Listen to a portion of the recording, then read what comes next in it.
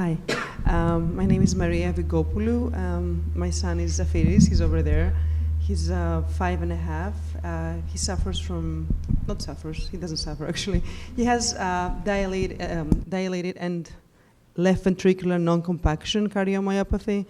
And he was diagnosed when he was when I was pregnant. So when I was 28 weeks pregnant, they found out suddenly that his heart was not actually beating correctly, and they measured an ejection fraction of 3%, which was not compatible with life, as they told me. And at that time, I was in Greece, and the doctors had never seen a case like Zafiris, so they gave me zero hope. They had to deliver him via C-section, emergency C-section, and he ended up in the NICU, where he stayed in Greece for 1 year with very low cardiac function. It was only 8%, then 10% at sometimes, and there was zero hope, basically. And I managed from Greece to, through the cardiomyopathy, conversation with parents and with all the people, Gina and everybody, that helped me back then, to find the best doctors here and have a communication with them. And at that time, it was Dr. Tobin at Cincinnati Children's. And he suggested a different kind of medication and things that they were doing as a trial, actually, at the time at Cincinnati Children's. And it was actually what helped Zafiri get a little better while he was in Greece. And he managed to get out of the hospital at that time for 1 month, but then he ended up back in because he was only 15%, his ejection fraction, and he was really sick. So at that point, they told me that he needed a transplant. And that's how we arrived in the United States, because there's no transplant in Greece. So we came to Mount Sinai, Kravis Children's in New York, where unfortunately, after 4 months, they took us off the transplant list, telling us that there is no hope for Zafiri because he was so sick that he wouldn't survive the surgery. But I never gave up. So the reason I want to speak to you all is never give up, because you never know what can happen, And I think cardiomyopathy is a disease that, in kids at least, from what I understand, you never know, how it will progress. And Zafiris got better. After another 10 months in the PICU, he started responding to the medication, and his cardiac output started rising, and he ended up having, at this point, 40%. So he stayed for a total of 2.5 years in the NICU and the PICU. Now he's here with us. He's a very active, very happy boy. We moved to Philadelphia in order for him to have rehabilitation here at CHOP, and he's also followed by Elwin at home because of his immune system having kind of collapsed from all this, what he went through. So we're very careful with germs and everything. So he's at home mainly, but he does everything. I mean, he has his special bike, he loves his toys, he plays a lot with his iPad.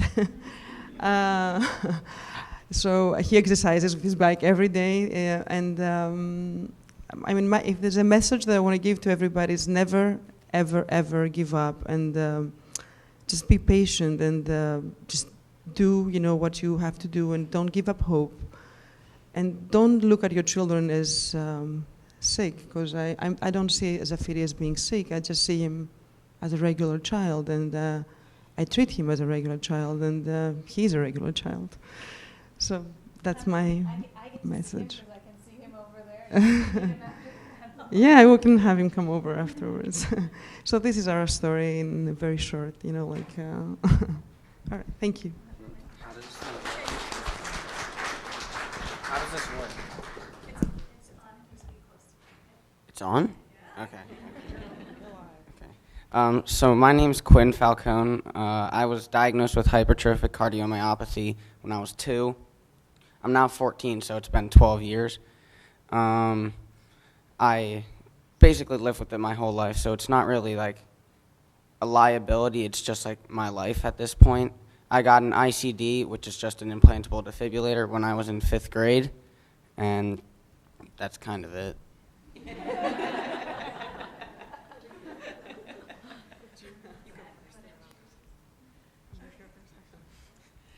Hi, I'm Krista Renner. My twin daughters, Kat and Cecilia Renner, have dilated cardiomyopathy. They're 12. They were diagnosed at age 9. It was sudden. They were admitted to the hospital after Kat went into sudden cardiac arrest. They got a CRT pacemaker 5 days later, and her sister felt perfectly fine, but they both were in severe heart failure at the time, and they're doing remarkably well 3 years later. Kat. I'm Kat, and when I went into the hospital, I never really did anything because I think I was just scared and worried that I wasn't going to make it out alive because I never knew what I had. And when I got my pacemaker, I started crying because just going into surgery just took me into some fate, and I couldn't get past it. But the doctors and my parents really helped me through that, and now it's just like an average thing, and I can live through it now.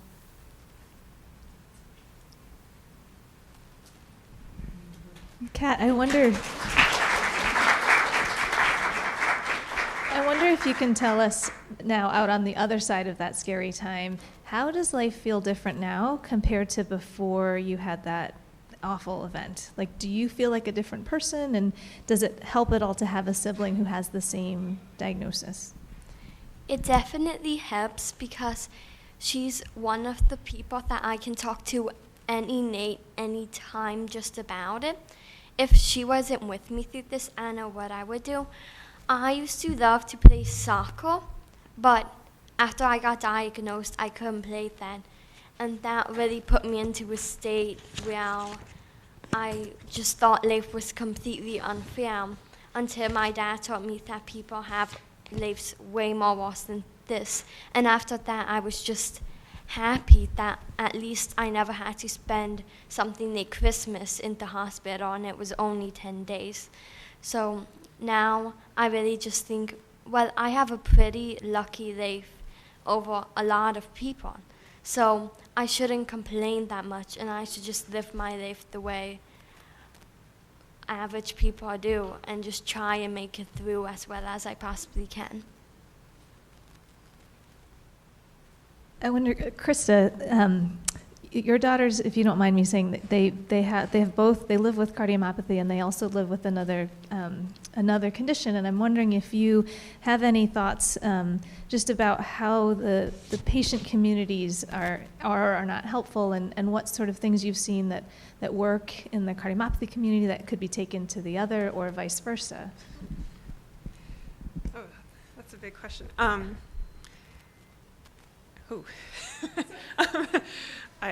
So the girls also have celiac disease, and ironically, I think we're doing like fantastically right now with cardiomyopathy. I mean, we have all the medications, we have the pacemakers, we come down here to CHOP regularly, but right now we're doing really well. So we're just doing well until we can't. Celiac, I often complain more about the celiac because it's every day. You just have to watch what you eat every day, and it's social. You don't realize how much everyone eats together all the time until you have to eat differently. They're both great communities. I love one of the great things with the cardiomyopathy community are the camps that we've been able to participate in. We do one out of Hershey that is really focused for older children, 12 to 18, and it's focused on the transition to care. They really try to teach the kids about their disease. They dissect a pig's heart to show them. They're really trying to get the kids to get ownership of their disease. Another one is more just focused on having fun and forgetting about your disease for a while and just having fun. But those are great groups, and the CCF Facebook page is great to reach out for that. And I think the Facebook pages are really helpful just to be able to reach out and say, I'm having this issue. this problem. How do you deal with that? I definitely do that for the celiac group as well. Just how have you come across this problem? Celiac, there's more of us with celiac, parents of celiac, so that's the hardest thing I think with cardiomyopathy is you feel like there's so few of us. So I think it's great that like CCF is connecting as many people as they can because it feels like we're so few, and that's a good thing. Kat, do you mind telling us a little bit about the camps that you and your sister have gone to? Well, they're lots of fun. The first one is called Lionheart. As my mom said, they're run by Hershey. We learn how to do CPR there.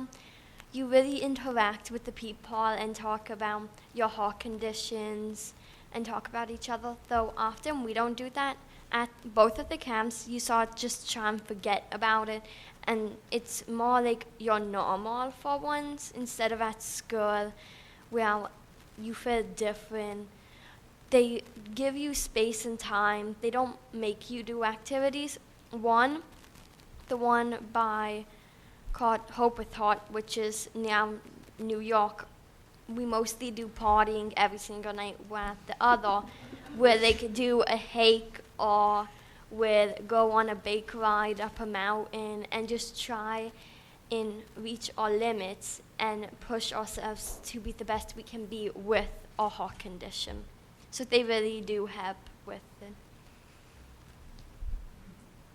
Quinn, I know that you also have other family members who live with hypertrophic cardiomyopathy. I'm curious, does having other affected family members help? Does it help you to know what to anticipate, or is it just another thing for you? So all of us got diagnosed in like the same time period, so it was kind of fine because we all like had to go through it. So it was easier like talking to them because they had to live through it too. It's not just me.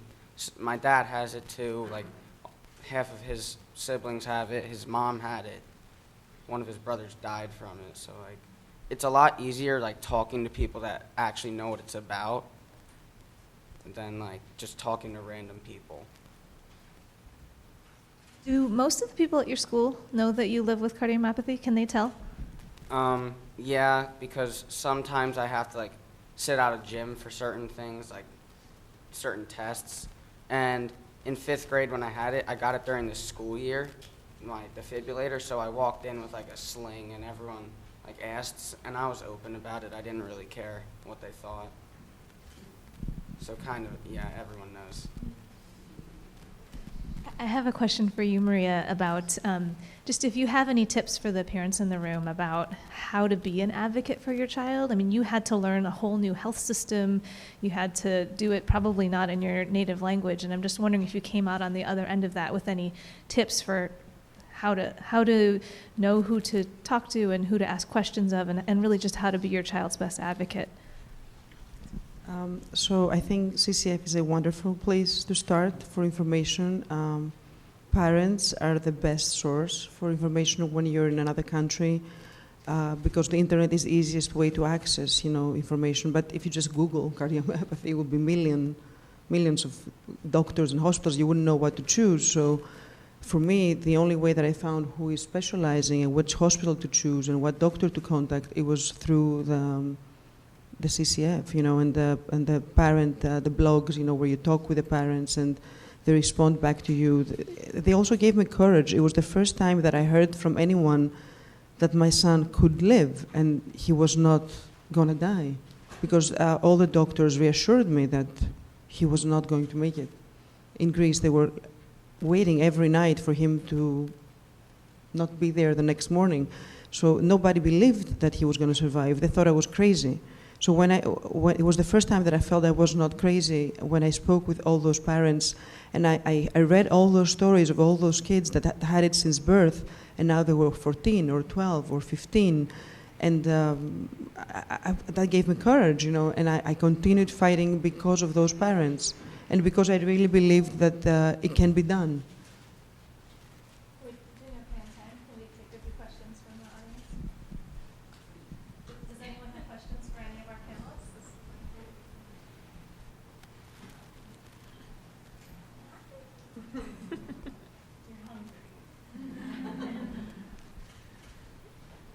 Oh, there's one question. Okay.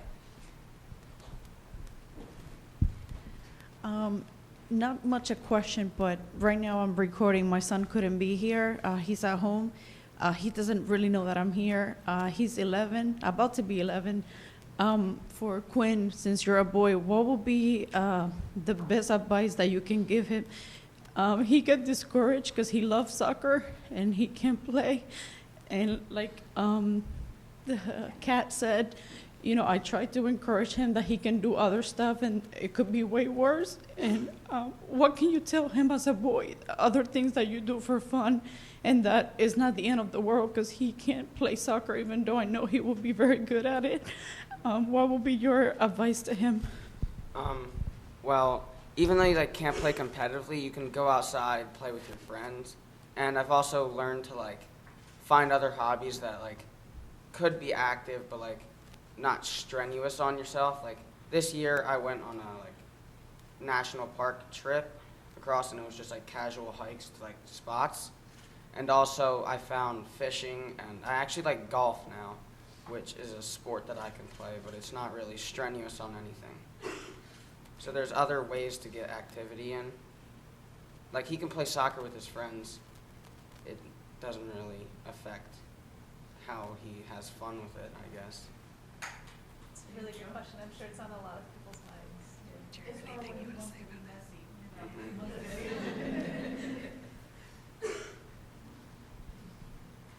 Other questions?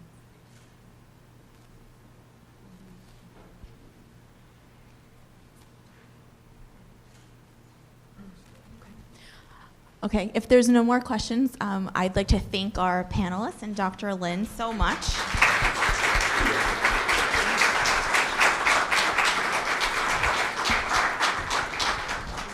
Thank you all so much for coming to the pediatric track. So this concludes this chunk of the day, and now it's lunchtime.